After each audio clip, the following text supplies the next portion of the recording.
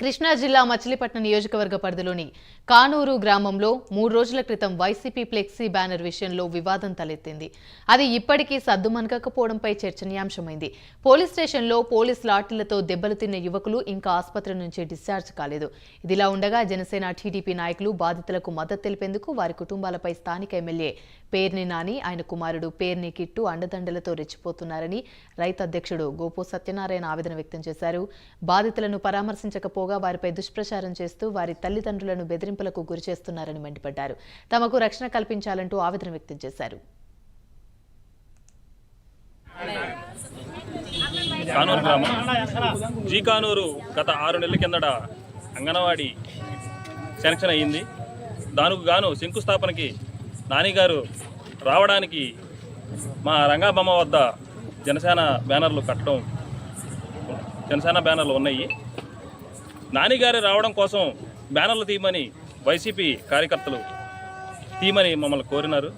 మేము తీయమని చెప్పాము. చెప్పిన దానికోసం వైసీపీ కార్యకర్తలు దౌర్జన్యంగా కుర్రాళ్ళ మీద అందరం కలిసి బ్యానర్లు తీయడం జరిగింది. మేము సరేలే, అంగన్వాడీ మా ఊరు అభివృద్ధి కోసం వచ్చింది కాబట్టి తగ్గాము. అక్కడితో అది సమాప్తం అయింది. మరి 15వ తారీఖున అంగన్వాడీ ప్రారంభోత్సవానికి కిట్టు గారు రావడం జరిగింది. గత 3 రోజుల కిందట కానూరులో కొత్త ఇండ్ల దగ్గర ఇక్కడ వైఎస్ఆర్ ఫ్లెక్సీలు కట్టుకుంటే ఎవడు చించాడో తెలీదు.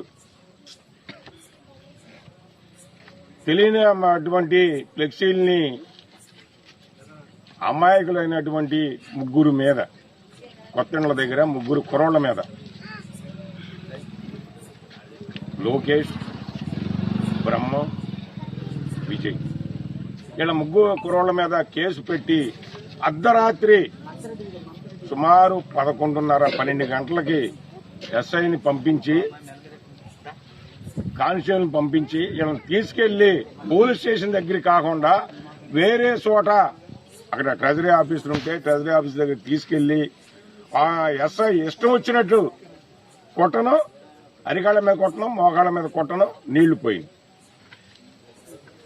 ఎవరన్నా వస్తుంటే పక్కకెళ్ళిపోను, అలా ఇష్టం వచ్చిన